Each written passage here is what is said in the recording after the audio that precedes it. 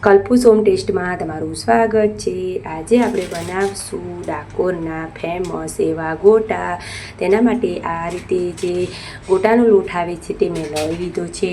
આ રેડીમેડ જ આવે છે, પણ આજે તેને આપણે અલગ રીતથી બનાવીને રેડી કરીશું। આ રીતે મેં એક મીડિયમ સાઇઝની ડુંગળી લઈ લીધી છે। ડુંગળીને સરસ એવી છોલી લઈશું અને આ રીતે ઝીણી ઝીણી કટ કરી લઈશું। એકદમ તમારે ઝીણી ઝીણી કટ કરી લેવાની અને પછી તેમાં આપણે સમારી લઈશું। ડુંગળી આપણી સરસ એવી સમારાઈ જાય પછી આપણે ખૂબ એવા લીલા ધાણા નાખી દઈશું। એમ તો પેકેટ પર બધું લખેલું જ હોય છે, પણ આ ગોટાને આપણે આજે એક અલગ રીતથી બનાવીને રેડી કરીશું। મેં લીલા ધાણાને પણ સરસ એવા કટ કરી લીધા છે।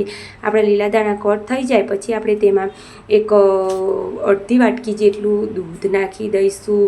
જો તમારે દૂધની જગ્યાએ પાણી નાખવું હોય તો તે પણ તમે નાખી શકો છો, પણ ડાકોરના ગોટાના લોટમાં હંમેશા દૂધનો જ ઉપયોગ થાય છે। મેં અડધી વાટકી જેવું દૂધ લઈ લીધું છે અને 2 થી 3 ચમચી જેવું મોણ માટે તેલ લઈ લઈશું। તમારે દૂધ અને પાણી બંને મિક્સ કરીને લેવું હોય તો તે પણ તમે લઈ શકો છો।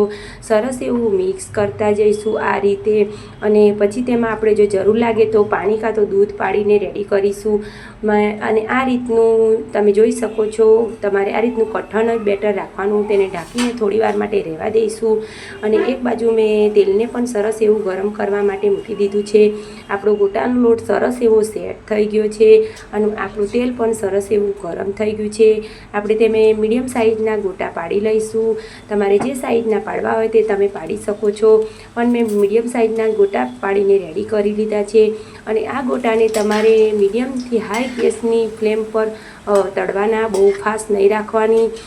મીડિયમ ધીમા ગેસ પર તમારે ગોટાને તળીને રેડી કરી લેવાના। સાથે મેં મરચાંને પણ તળી લીધા છે।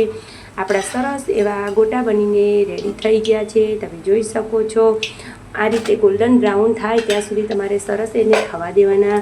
મેં એ જ રીતથી બીજા ગોટા પણ બનાવીને રેડી કરી લીધા છે। આપણા મસ્ત મજાના ગોટા બનીને રેડી થઈ ગયા છે।